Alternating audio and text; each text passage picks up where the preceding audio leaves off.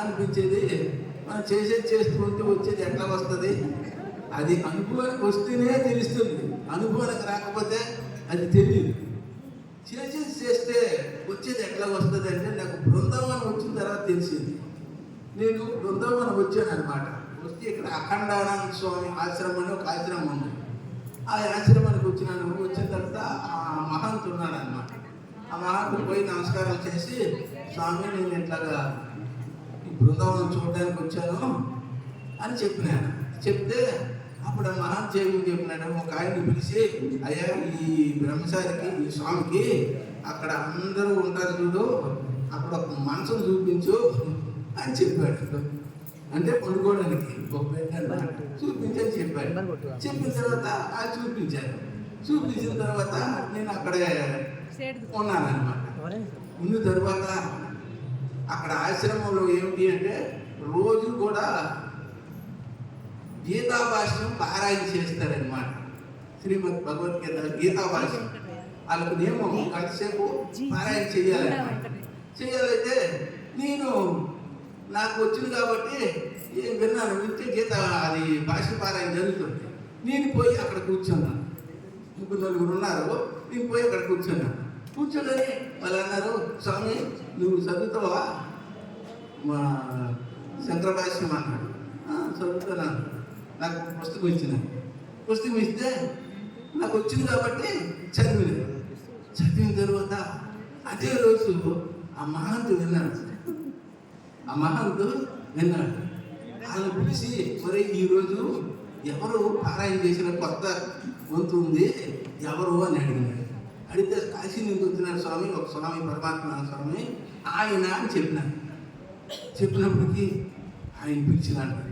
సాయంత్రం పిలిచి, నీకు పారాయణ చేయడం బాగా అలవాటు ఉన్నట్టుంది, నువ్వు రోజు పారాయణ చెయ్యు అని చెప్పినాడు. అట్లాగే స్వామి నేను చేస్తాను స్వామి అని. తర్వాత మళ్ళీ మరుసటి రోజు ఇంకా ఒక స్వామికి చెప్పి, రే ఆ స్వామిని అక్కడ కాదు ఇక్కడ మన ఆశ్రమంలో రూమ్ ఇవ్వండి.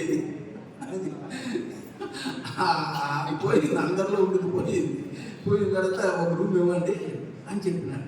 చెప్తే వాళ్ళు నాకు రూమ్ ఇచ్చిన తర్వాత నేను రోజు పారాయణకి వెళ్తూ ఉన్న తర్వాత ఒక కార్యక్రమం వచ్చింది. అక్కడ మామూలుగా వార్షిక కార్యక్రమం వచ్చింది. కార్యక్రమం వస్తే అందరూ ఉపన్యాసాలు చెప్తారన్నమాట. నన్ను కూడా అడిగినారు, నువ్వు ఉపన్యాసం చెప్తావా అని అడిగినారు. చెప్తాను అంటే ఒక 10 నిమిషాలు చెప్పాలి అని చెప్పినారు. చెప్తాను. నాకు సమయం ఇచ్చినాను. నాకు సమయం ఇచ్చిన తర్వాత నేను 10 నిమిషాలు సంస్కృతంలో చెప్పినాను. నేను సంస్కృతం చదువుకోను కదా, సంస్కృతంలో చెప్పినాను. హిందీలోనే చెప్పొచ్చు, సంస్కృతంలో చెప్పచ్చు. సంస్కృతం చెప్పినాను. చెప్పిన తర్వాత మహం చూసి అప్పుడేమనలేదు. చెప్పిన తర్వాత మళ్ళీ మాట్లాడారు. మళ్ళీ పిలిచి, నువ్వు ఉపన్యాసం బాగా చెప్తున్నావు, నువ్వు రోజు అక్కడ ఉపన్యాసం చెప్తారనమాట, ఉదయం సాయంత్రం ఒక అరగంట నువ్వు చెయ్యు అని చెప్పినాడు. చెప్తే అట్లాగే స్వామి చేస్తాను అని చెప్పినాడు. ఈరోజు పారాయణకి పోయేది ఒక అరగంట ఉపన్యాసం చెప్పేది. ఉపన్యాసం చెప్పేదైతే అప్పుడు మహాన్ పిలిచి నాకు రూమ్ ఇచ్చినారు. రూమ్ ఇచ్చి తర్వాత ఏం చెప్పినారంటే, ఆ స్వామీజీలకు అందరికి కూడా ఒక వంటశాల ఉంటుంది, మామూలు అందరికి ఒక వంటశాల ఉంటుంది అనమాట, విశేషమైన వరకు ఒక వంటశాల ఉంటుంది. అప్పుడు ఆయన ఏం చెప్పినాడు, ఈ స్వామిని మన వంటశాలలోకి భోజనానికి తీసుకుపోయి అని చెప్పాడు. ఇంకా నాకు ఇది లేదు, అక్కడ అందరితో ఉండే పనే లేదు, స్వామీజీలతోనే భోజనం, స్వామీజీలకి అన్నీ నాకు అట్లా వచ్చినాయి.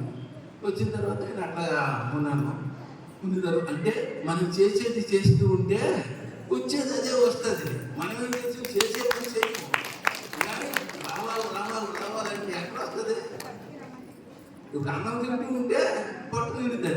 కానీ అన్నం తినకుండా నా పొట్ట నిండాలంటే నిండుతుంది, అది నిండదు. అందుగురించి మనం చేసేది చేస్తూ ఉంటే వచ్చేది వస్తూ ఉంటుంది. అక్కడి నుంచి ఏం చేసినాడు స్వామి, ఈ బండారాలు వస్తాయి అన్నమాట. అంటే ఎక్కడికైనా భోజనానికి పోతే ఒక సీటీలు ఇస్తారనమాట. సీటీలు ఇస్తే అక్కడ భోజనానికి పోతే వాళ్ళు డబ్బులు ఇస్తారు, బట్టలు ఇస్తారు, అవి ఇస్తారనమాట. ఇస్తారు. స్వామి ఏం చెప్పినారంటే, ఒరే ఒక సీటీ వచ్చినా 2 సీట్లు వచ్చినా స్వామికి మాత్రం ఒక సీటీ పోసి అని చెప్పేవారు. చెప్పితే అట్లా అందు గురించి మనం చేసేది చేస్తే వచ్చేది తప్పకుండా అదే వస్తుందండి. ఎందుకంటే మనం చేస్తున్నాం అంటే ఇప్పుడు మనం నడుస్తూ ఉన్నామండి, నడుస్తూ ఉంటే దారి అదంతా అదే అయిపోతుంది. మనం మధుర వెళ్ళాలనుకున్నాం, బయలుదేరినాం బృందావనం నుంచి.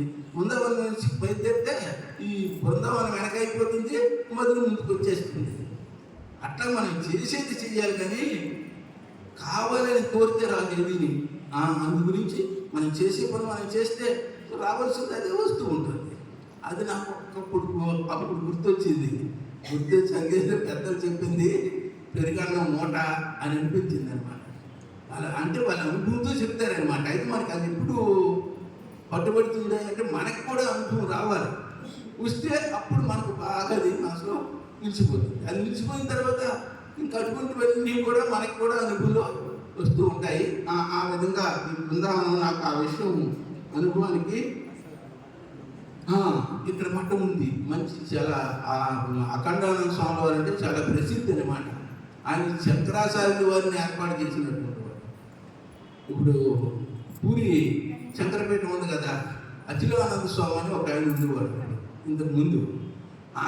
ఈయనే పీఠాధిపతిగా చేశాడు అనమాట. ఆయన మహా గొప్ప పండితుడు. ఆయనకు అనేకమైనటువంటి గ్రంథాలు రచించాడు. ఇప్పుడు కూడా అనేకమైన గ్రంథాలు ఉన్నాయన్నమాట. అటువంటి వాడు ఆయన పేరుతో ఆశ్రమం ఉంది. ఇప్పుడు కూడా అక్కడ అన్ని కార్యక్రమాలు అవి కూడా జరుగుతూ ఉంటాయి. ఆ విధంగా మనం అంటే చేసేది చేస్తే వచ్చేది తప్పకుండా వస్తుంది అని చెప్పినారు కాబట్టి ఏది వస్తుంది. మనం చెడు చేస్తే చెడు కూడా వస్తుందని గమనించాలి.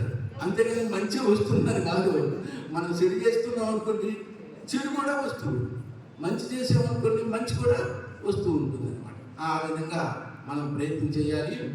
ఇప్పుడు మనకు ఇంతవరకు కూడా వెంకయ్య గారు అమూల్యమైన సందేశాన్ని అందించారు. అదేవిధంగా మనకు కూడా భూమి గారు వారు కూడా బ్రహ్మాండంగా ఉపన్యాసాలు చెప్తారు. మీ అందరికీ బాగా తెలుసు. వారు భగవద్గీతను అనేక మందికి నేర్పినటువంటి పుణ్యాత్ములు.